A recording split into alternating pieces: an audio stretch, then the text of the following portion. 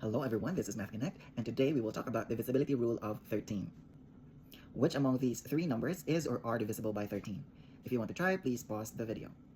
Before knowing the divisibility rule of 13, make sure you're familiar with or you know the multiples of 13. Rule number 1 applies for 3-digit numbers. For example, we have 793 and 585.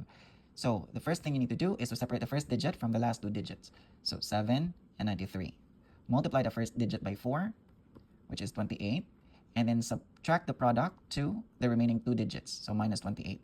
The answer is 65, and if the answer is in the multiples of 13, then the number is divisible by 13. Next, we have here 585. Separate the first digit 5 and the last two digits 85. Multiply the first digit by 4. 5 times 4 is 20. Subtract it to 85. 85 minus 20 is 65, and 65 is in the multiples of 13, so 585 is divisible by 13. For more than 3-digit numbers, you can actually apply rule number 1, but there is a shortcut for this. So we are going to use rule number 2. So for rule number 2, what you're going to do is to group the digits into 3. So 1, 2, 3, and then 1, 2. So what you're going to do is start with the last 3 digits, 661, and then subtract the remaining digits, minus 11.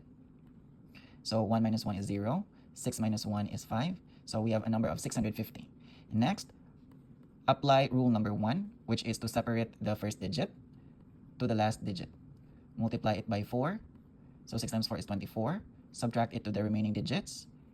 So 50 minus 24 is 26. And 26 is a multiple of 13. So therefore 11,661 is divisible by 13. So first is copy the last 3 digits. Subtract it to the next 3 digits. And then add the last digit. So this is 364. Apply rule number 1. Separate the first digit to the last 2 digits. Multiply the first digit by 4. 3 times 4 is 12.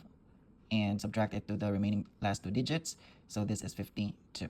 And 52 is a multiple of 13. So therefore, 1,139,502 is divisible by 13. Again, for more than 3-digit numbers, make sure that the digits are grouped by 3. So you start grouping from the right towards the left. So we have 567, 962, and 31. So what you're going to do is to add, subtract, add alternately. So 567 minus 962 plus 31. And let's see if this one is a number divisible by 13. Write your answer in the comment section.